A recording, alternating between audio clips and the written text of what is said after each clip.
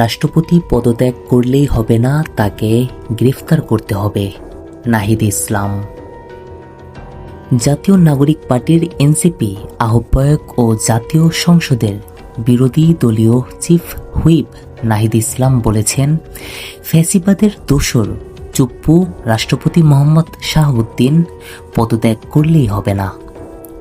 পদত্যাগের পরে তাকে গ্রেফতার করতে হবে, কারণ গণহত্যায় তার সমর্থন রয়েছে। দুর্নীতিতে তার স্পষ্ট প্রমাণ রয়েছে। তাকে অবিলম্বে অপসারণ করে গ্রেফতার করতে হবে এবং বিচারের আওতায় আনতে হবে। জামালপুর শহরের ফৌজদারি মোড় এলাকায় বৃহস্পতিবার সন্ধ্যা 7টার দিকে এনসিপির পদযাত্রা উপলক্ষে আয়োজিত পথসভায় নাহিদ ইসলাম একথা বলেন। এ সময় তিনি যোগ্য, নিরপেক্ষ, অভিভাবক সুলভ ব্যক্তিকে বাংলাদেশের জনগণ রাষ্ট্রপতি হিসেবে দেখতে চায় বলে মন্তব্য করেন।